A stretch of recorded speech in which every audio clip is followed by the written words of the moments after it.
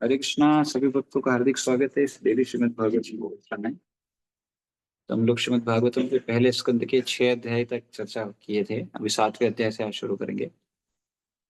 तो पहले मंगलाचरण करेंगे, उसके बाद आगे बढ़ेंगे। ओम अज्ञानतिमिरान्धस्य ज्ञानाञ्जनशलाकया चक्षुरुन्मिलितं येन तस्मै श्रीगुरवे नमः।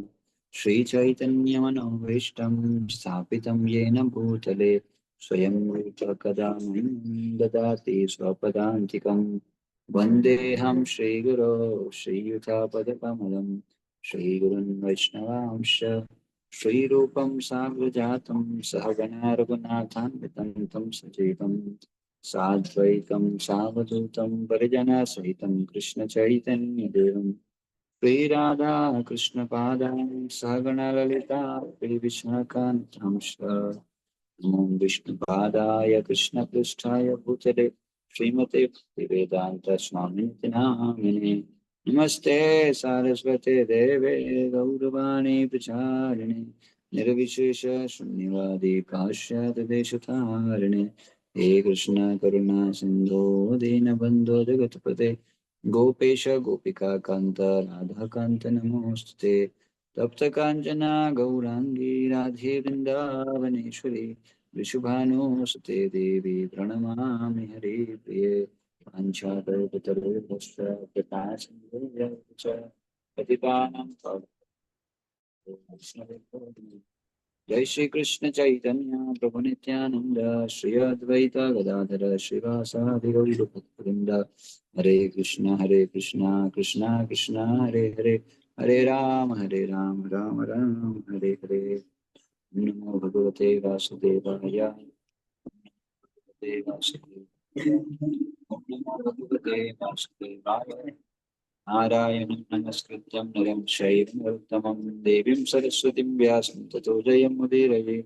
नष्टप्रायेषु भद्रेषु नित्यं भागवत सेवया भगवती उत्तमा श्लोके भक्तिर्भवति नष्टम्। हरे कृष्णा। तो अभी तक अगर आपको याद हो तो शुरू में 6 प्रश्न पूछे गए थे। वो 6 प्रश्न के उत्तर आए। पहले अध्याय में 6 प्रश्न पूछे और वही 6 प्रश्नों के उत्तर चले तीसरे अध्याय तक।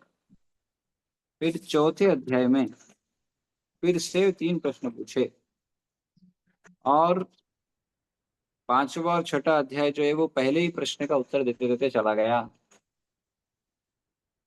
ना। तो 6 प्रश्न क्या थे? पहला सबसे पहले 6 प्रश्न क्या पूछे? तो पहला प्रश्न था मानव समाज का परम कल्याण क्या है, वेदों का सार क्या है। पहला प्रश्न क्या, दूसरा प्रश्न क्या। दोनों प्रश्न का उत्तर क्या था? भक्ति और भक्ति विधि। तीसरा तीसरा प्रश्न था भगवान कृष्ण देवकी और वसुदेव के गर्भ से क्यों प्रकट होते हैं। तो उसका उत्तर था अपने धाम की ओर आकर्षित करने के लिए। चौथा प्रश्न था भगवान के पुरुष अवतारों के बारे में बताइए। तो पुरुष अवतार भगवान के 3 हैं, कर्णदक्षा विष्णु, गर्भदक्षा विष्णु और शिरोदक्षा विष्णु। फिर लीला अवतार के बारे में बताइए। तो 21 अवतारों का वर्णन आया था, सीक्वेंस में हमने देखा था। एंड देन उसके बाद छठा प्रश्न था आ, धर्म क्या बोलते हैं, भगवान के चले जाने के बाद धर्म ने किसकी शरण ली। तो उत्तर था श्रीमद् भागवतम की। फिर बाद में ये 6 प्रश्नों के उत्तर देते हुए बहुत सारे अच्छे अच्छे श्लोक थे। फिर उसके बाद में 3 प्रश्न पूछे। ये भागवतम का इतिहास बताइए, व्यासदेव ने कब लिखा है, किसकी प्रेरणा से लिखा है, ये सब बताना, ये सब जानना चाह रहे थे। फिर दूसरा प्रश्न पूछा सुखदेव गोस्वामी के बारे में और तीसरा प्रश्न पूछा परीक्षित महाराज के बारे में। परीक्षित महाराज का हिस्ट्री और परीक्षित महाराज कैसे क्या हुआ, सुखदेव गोस्वामी कैसे मिले और क्या हुआ, ये सब। तो इसमें भी अभी पहले प्रश्न का उत्तर जो है वो भागवतम की हिस्ट्री, भागवतम कैसे लिखा गया। तो नारद मुनि व्यासदेव ने इतना लिखने के बाद भी सेटिस्फाई नहीं थे। नारद मुनि उनके गुरु आके देखे ये स्थिति है और उनको इंस्ट्रक्शन दी। और अभी अभी जस्ट उनके इंस्ट्रक्शन खत्म हुए, उनका अपना जीवन कुछ समय बताया वो किस तरह से भक्ति की विधि बढ़ती है, किस तरह से भक्ति आगे बढ़ती है, सब पूरा बताए। नाउ यहाँ पर इस अध्याय का नाम है द सन ऑफ द्रोणापनिष। द्रोण पुत्र को दंड, द्रोणाचार्य के पुत्र को दंड दिया जाएगा यहाँ पर। तो इस अध्याय में बेसिकली 58 श्लोक हैं टोटल। तो इसके शुरू में तो फिर से अभी व्यासदेव को नारद मुनि इंस्ट्रक्शन खत्म करके चले गए, वाइंड अप करके अपना पास टाइम खत्म कर दिया, उन्होंने चले गए। लेकिन अब इसके बाद व्यासदेव ने क्या किया, अब ये प्रश्न पूछेंगे कौन, हाँ यहाँ पर। तो ये 7 तक चलेगा, फिर 8 से 11 में व्यासदेव जो है, अब भैया व्यासदेव ने तो खाली भागवतम लिख दिया, अभी आगे कैसे बढ़ा। तो फिर उन्होंने बताया कि वो वही व्यासदेव ने क्या किया, ये भागवतम को सुखदेव गोस्वामी को सिखाया।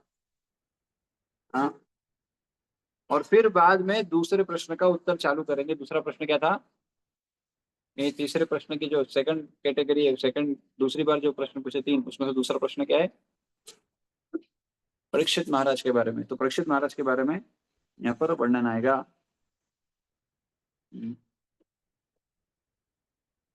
और उसके रिगार्डिंग ये फास्ट टाइम नरेट होगा। तो भी हम चालू करते हैं, यहाँ से देखना, द्रोण पुत्र को दंड। शौनक उवाच निर्गते नारदे सूत भगवान् बादरायणा सूतवास्तदभिप्रेतां ततः किं करोद् विभो। श्री शौनक ने पूछा, हे सुत, जब महान तथा दिव्य रूप से शक्तिमान व्यासदेव ने श्री नारद मुनि सब कुछ सुन लिया, तो फिर नारद के चले जाने पर व्यासदेव ने क्या किया। ये प्रश्न बहुत अच्छा है। बोले इसमें क्या है, जाने के बाद क्या करेंगे, वही तो बड़ी बात है। व्यक्ति सुनता इतना सारा है, करता कुछ नहीं है। इतना सुनता है, इतनी कथाएं सुनता है जीवात्मा आज के समय में, इतना कथाएं सुनता है, इस्कॉन में हर दिन क्लास सुनता है, एक नहीं, अलग अलग हर जगह की क्लास सुनता है। प्रोपा जी का क्लास होने का, गुरु महर्षि जी का क्लास होने का, लोकल अथॉरिटी का क्लास होने का, इतनी क्लास होने का। लेकिन क्लास होने के बाद में करता क्या है। हाँ, कई भक्तों को मैं जानता हूँ, वो सोते सोते क्लास सुनते हैं और फिर क्लास सुनते सुनते सो जाते हैं। कई भक्त लोग क्लास सुनते ही सोने के लिए। हाँ, तो ऐसे कई सारे भक्त अलग अलग कारणों से सुनते हैं। सुनने के बाद क्या करें, सबसे महत्वपूर्ण बात ये, हमको विधि पता है। नित्यम भागवत सेवा, या भागवतम को डेली सुनना चाहिए। अरे पापा, सुनने के बाद क्या करना चाहिए। यहाँ पर ये प्रश्न बहुत इंपॉर्टेंट है हमारे लिए पूछना। हर एक भक्तों को ये प्रश्न पूछना चाहिए। मैं आज माला किया, माला करने के बाद क्या किया। मैं आज शास्त्र अध्ययन किया, उसके बाद क्या किया। इतना लेक्चर सुन रहे हैं, इतना पढ़ रहे हैं, इतना कर रहे हैं, क्या हो रहा है। मैं आपको एक बात बताऊं, इस्कॉन में जो प्रॉब्लम्स हैं, ये दुनिया में जो प्रॉब्लम्स हैं, बेसिकली दुनिया की प्रॉब्लम छोड़िए, अभी इस्कॉन में बात करें ना, अपन इस्कॉन में आ गए। इस्कॉन में जो प्रॉब्लम है उसका कारण क्या है पता है। हिजलेस कदम कानन स्वामी महाराज जब वो अंतिम समय में थे, अपने इस जगत की लीलाएं अंतिम समय समाप्त करने में थे, उस समय वो बोले, I think why we are facing problems in ISKCON is because devotees are not reading the books।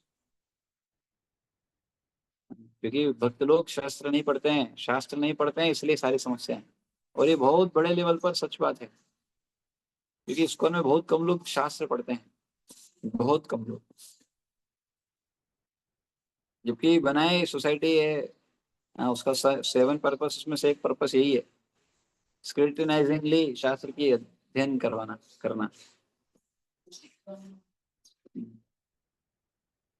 तो व्यासदेव ने इतना सारा लिख दिया, आचार्यों ने इतना सारा बता दिया, पढ़ा कितने लोगों ने।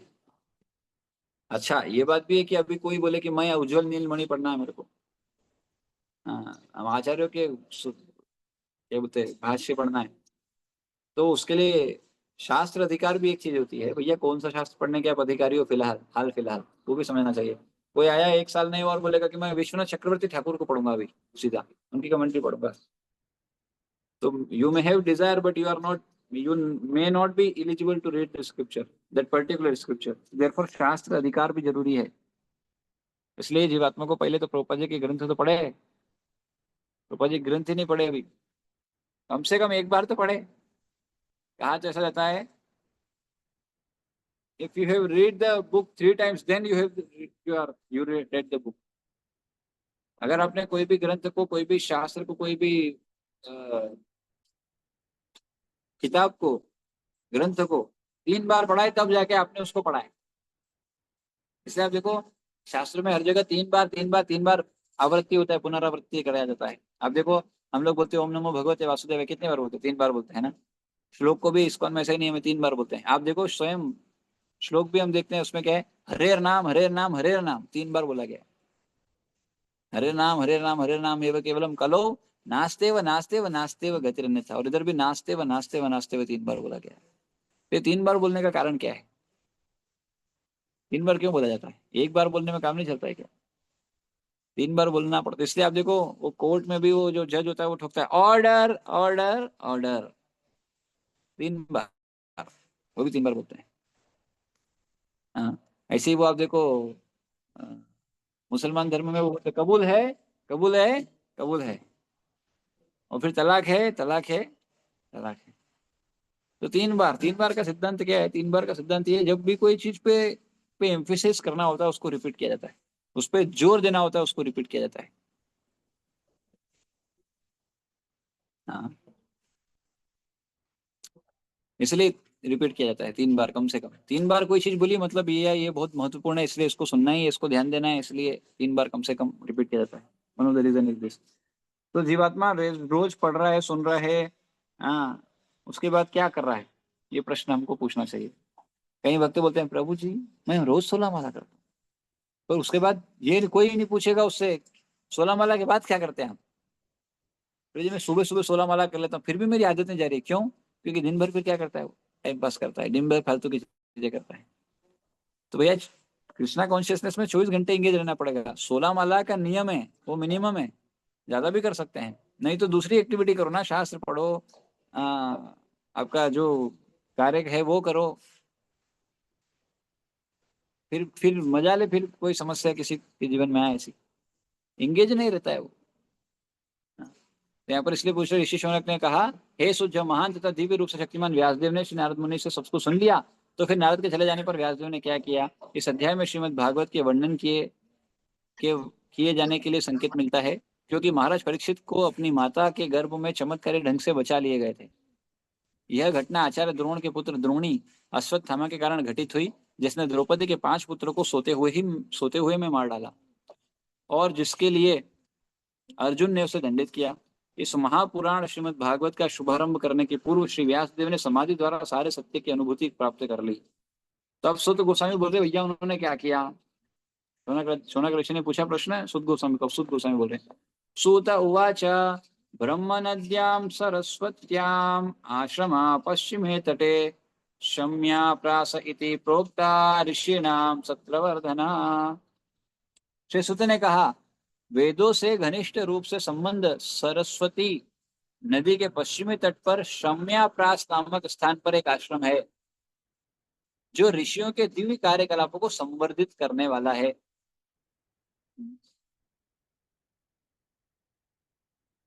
तो बता रहे हैं, ज्ञान के आध्यात्मिक विकास के लिए उपयुक्त स्थान तथा वातावरण की नितांत आवश्यकता होती है। इसलिए पहले के लोग क्या करते थे? जंगल चले जाते थे, जहाँ डिस्टरबेंस न हो बेसिकली, या ऐसी जगह जहाँ पर कोई भगवान का धाम हो, या ऐसी जगह जहाँ पर कोई साधु वगैरह रहते हो। ये तो भगवान का जो धाम होते हैं, या साधु लोग जहाँ पर रहते हैं, ये जगह पवित्र होती है, और इस जगह पर उनकी शक्तियां होती है। इसलिए इसलिए आप देखो, आप कहीं भी भक्ति करो और जाके वृंदावन में भक्ति करो, धाम का फर्क पड़ता है, धाम का प्रभाव होता है। सरस्वती नदी के पश्चिमी तट का स्थान इस कार्य के लिए विशेष उपयुक्त है, और वहीं पर शम्याप्रास में व्यासदेव का आश्रम है। हाँ, इसलिए व्यासदेव गृहस्थ थे, तो भी उनका निवास स्थान आश्रम कहलाता है।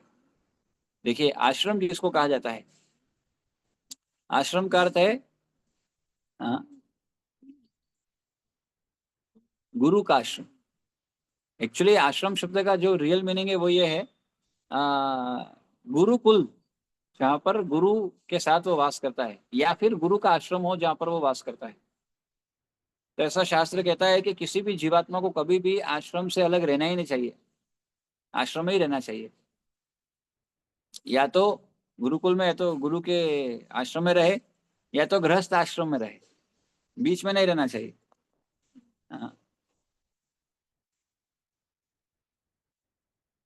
तो इसलिए यहाँ पर आश्रम का विशेष अर्थ क्या है, अगर समझे तो आश्रम का मतलब ऐसा नहीं कि वहां पर जाके बस रहने का है, कुछ करना नहीं है, नहीं, आश्रम।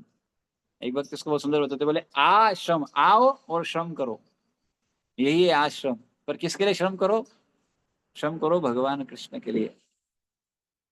जो भी एक्टिविटी होगी वो भगवान के लिए होगी, वो है आश्रम।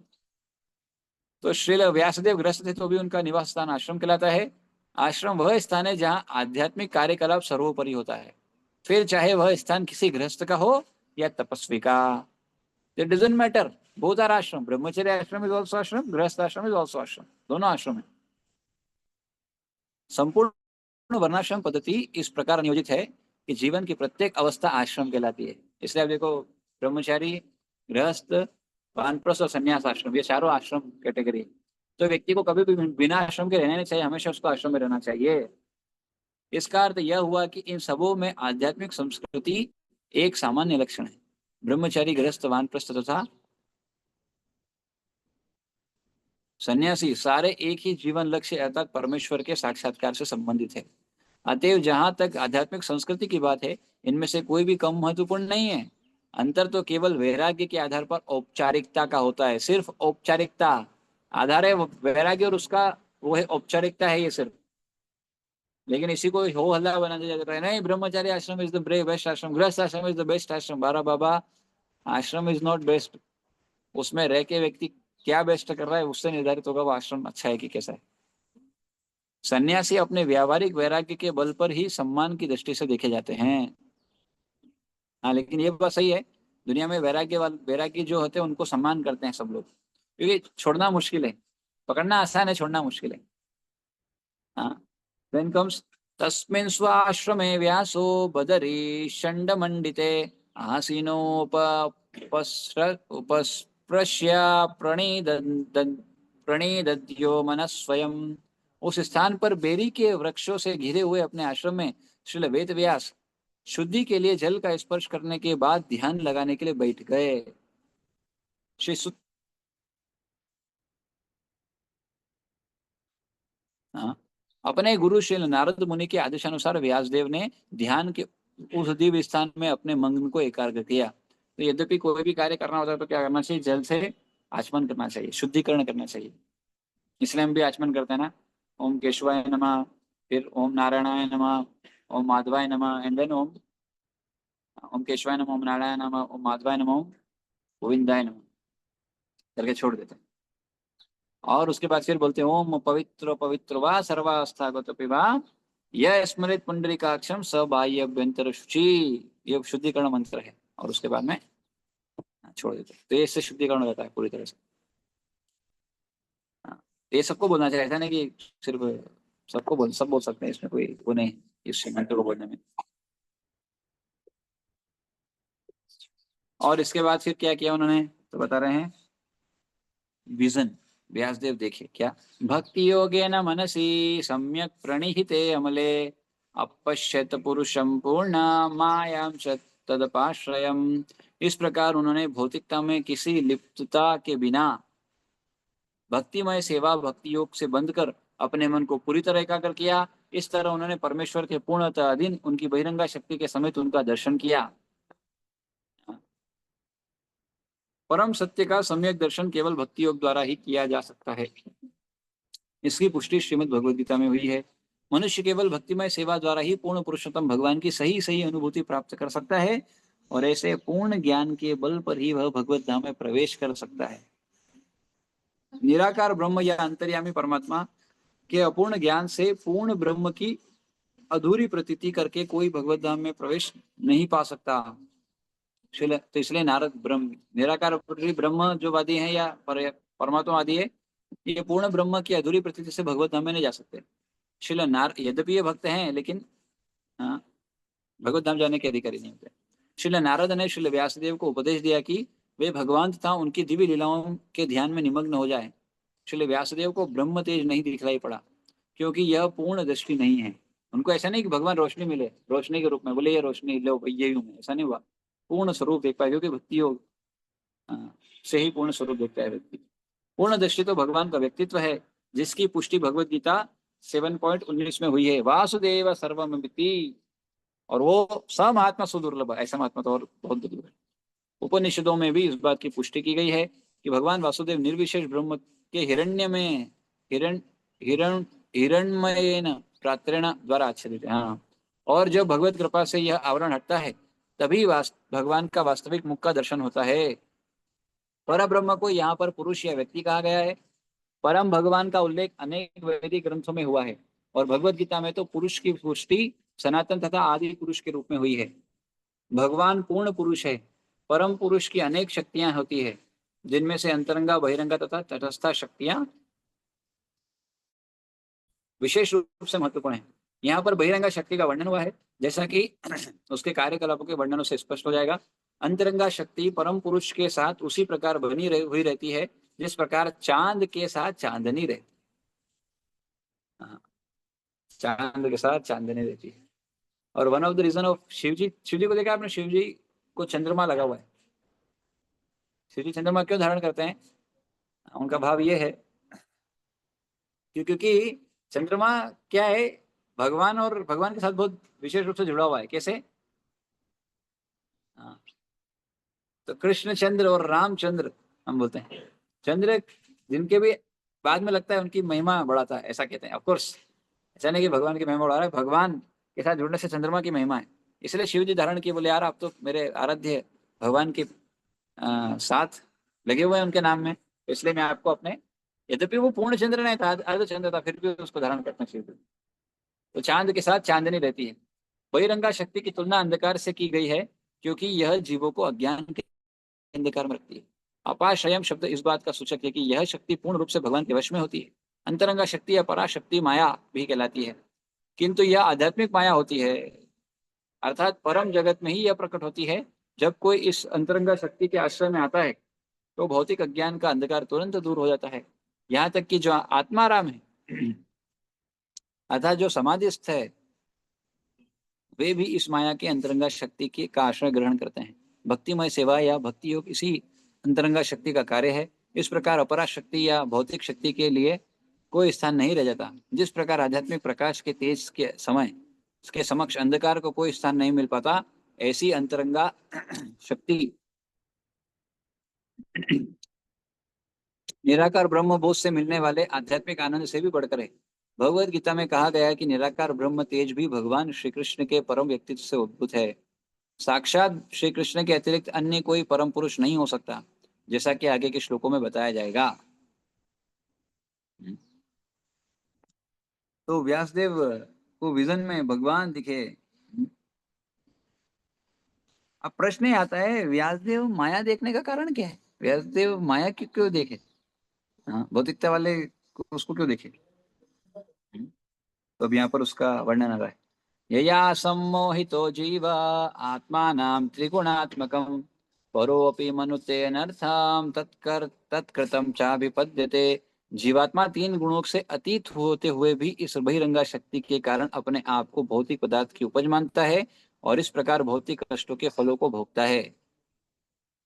हाँ, यहाँ पर भौतिकतावादी जीवों के कष्ट का मूल कारण तथा उसके उपाय के रूप में जो कार्य प्राप्त करने चाहिए उसके बारे में बतलाया गया है। इन सब का उल्लेख इस श्लोक में हुआ है। जीवात्मा स्वाभाविक रूप से भौतिक पास से परे है, किंतु अभी बहिरंगा शक्ति द्वारा बंदी बना लिया गया है। अतएव वह अपने आप को भौतिक पदार्थ की उपजों में से एक मानता है। अतएव इस अपवित्र संपर्क से विशुद्ध आध्यात्मिक जीव भौतिक प्रकृति के गुणों के अधीन कष्ट सहता है। तो यहाँ पर देखिए बताया गया है, तीन शक्तियां हैं भगवान की, अंतरंगा शक्ति, बहिरंगा शक्ति और तटस्थ शक्ति। बहिरंगा शक्ति मतलब ये जो भौतिक संसार है इसको चलायमान रखी हुई है, पर ये पूर्ण रूप से भगवान के कंट्रोल में, भगवान के नियंत्रण में रहती है, कभी भी ये नियंत्रण से बाहर नहीं जाती है। शक्ति शक्तिमान के नियंत्रण में रहती है। तो ये जो बहिरंगा शक्ति है, इससे जीवात्मा बिविल्डर होता है, इससे जीवात्मा भ्रमित होता है। हाँ, लेकिन दूसरी तरफ अंतरंगा शक्ति जो है वो भगवान के आध्यात्मिक धाम में है और इसकी शेल्टर लेने से कोई बहिरंगा शक्ति से प्रभावित नहीं होता। और तटस्थ शक्ति जो होती है वो जीवात्मा होती है, जो बीच में होती है, जो कई बार तो अंतरंगा शक्ति के संपर्क में आने का प्रयास करती है, कई बार बहिरंगा शक्ति के संपर्क में रहती है। तो इसलिए जीवात्मा की स्थिति थोड़ी गंभीर है, न तो इधर का है न तो उधर का है।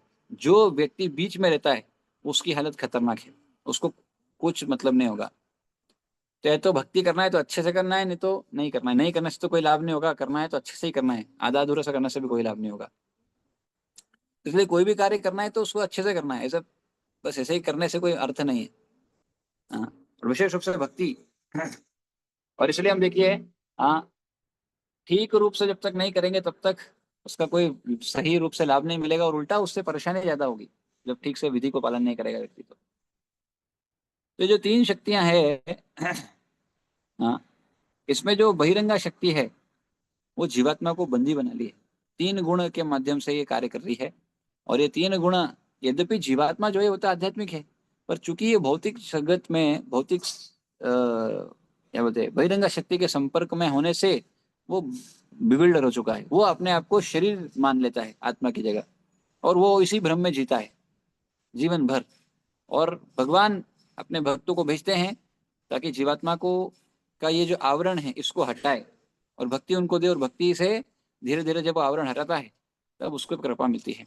तो हरिनाम जो है, ऐसा बोलते हैं कि कोई व्यक्ति अगर हरिनाम करे काफी लंबे समय तक, कई सालों तक, कई जन्मों तक, तब जाके उसको भगवत प्राप्ति होगी, जब वो हरिनाम बहुत लंबे समय तक करेगा तब।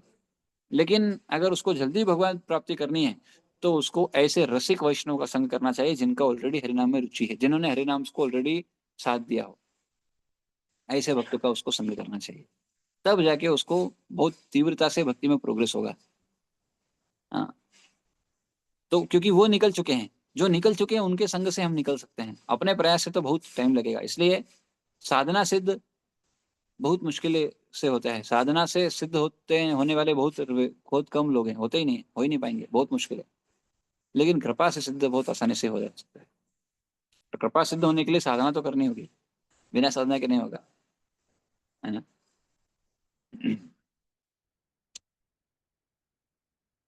तो अतएव इस अपवित्र संपर्क से विशुद्ध आध्यात्मिक जीव भौतिक प्रकृति के गुणों के अधीन कष्ट सहता है।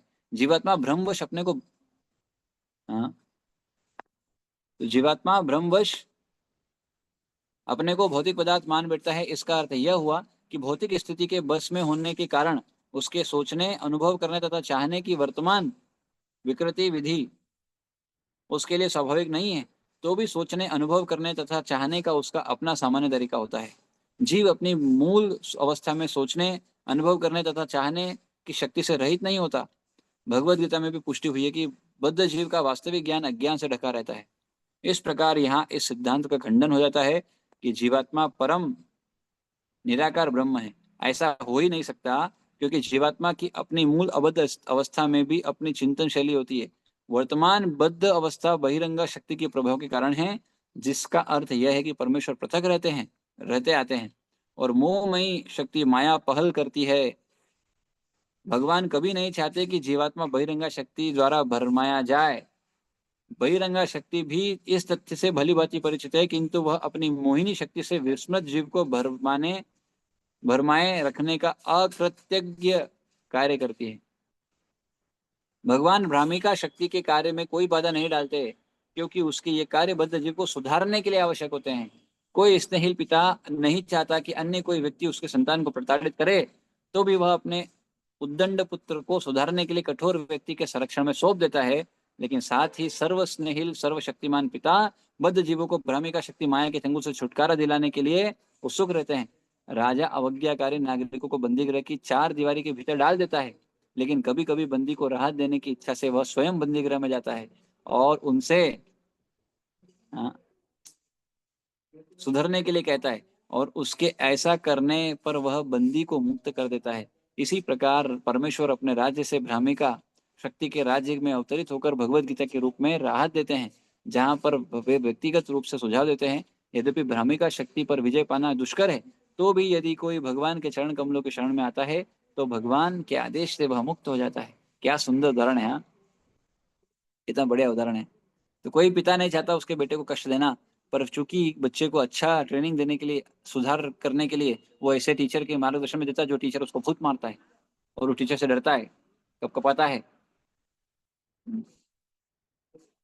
लेकिन वो उसके सुधार के लिए उसके पिता ने भेजा है। लेकिन और कई बार, जैसे उदाहरण एक और दूं, ये प्रभुपाद जी, जैसे राजा की कैद में अगर कोई प्रजा का व्यक्ति है, राजा कभी कभी स्वयं उससे मिलने जाता है, तो भगवान भी इस संसार में आते हैं, हाँ, ऐसे भक्तों से मिलने जो बेचारा फंस गया है उसका उद्धार करने। और उस भगवान के स्पेशल कृपा से जीवात्मा उस संसार से निकल भी लेता है। तो हमारे लिए सौभाग्य है, कितना अच्छा है, भगवान आते हैं। हम अगर फंसे हैं, लेकिन तो कितना बढ़िया व्यवस्था हमारे लिए भगवान की है। हम गड़बड़ किए कुछ और इधर आए, लेकिन भगवान माया को लगाए हैं, भैया इसको सुधारना है, और माया देवी हमको प्रताड़ित करती रहती है और हम सुधरने के लिए आगे बढ़ते हैं और सुधरते हैं, धीरे धीरे सुधरते हैं। भगवान आके फिर कृपावश क्या करते हैं, भक्तों को भेजते हैं, गीता भेजते हैं, और वो पढ़ते हुए धीरे धीरे धीरे हम आगे निकलते हैं। हाँ। शरणागति की यह विधि माया के भ्रामक प्रभाव से छुटकारा पाने का उपाय है। अतः भगवान का सुझाव है कि संत पुरुषों की वाणी के प्रभाव से जिन्होंने वास्तव में परम की अनुभूति कर ली है, वे लोग भगवान की दिव्य प्रेम भक्ति में संलग्न हो। बद्ध जीव को भगवान के विषय में सुनने से में आस्वाद मिलने लगता है, और इस प्रकार श्रवण करने से ही वह भगवान के प्रति आदर, भक्ति तथा आसक्ति के पद तक ऊपर उठ जाता है। शरणागति विधि से सभी कुछ पूरा हो जाता है। यहाँ पर व्यासदेव के अवतार रूप में भगवान ने यही सुझाव रखा है। इसका अर्थ यह हुआ कि भगवान द्वारा बद्ध जीव का दोनों प्रकार से उद्धार किया जाता है। एक तो भगवान की बहिरंगा शक्ति के द्वारा प्रेरित होकर, और दूसरी ओर भगवान द्वारा अंतस्थ और बाह्य गुरु बनकर। इसलिए माया का जो टास्क है वो थैंकलेस जॉब है। उनको कोई थैंक यू भी नहीं बोलेगा कि आपने अच्छा काम किया, सब गाली देते हैं। भगवान प्रत्येक जीव के अंतःकरण में परमात्मा रूप में गुरु बनते हैं, और बाहर से वे शास्त्रों, संतों तथा दीक्षा गुरु के रूप में गुरु बनते हैं। अगले श्लोक में इसकी अधिक स्पष्ट व्याख्या की गई है। वेदों में केनोपनिषद में देवताओं की नियंत्रक शक्ति के संबंध में भ्रामिका शक्ति के व्यक्तिगत अधिक्षण की पुष्टि की गई है।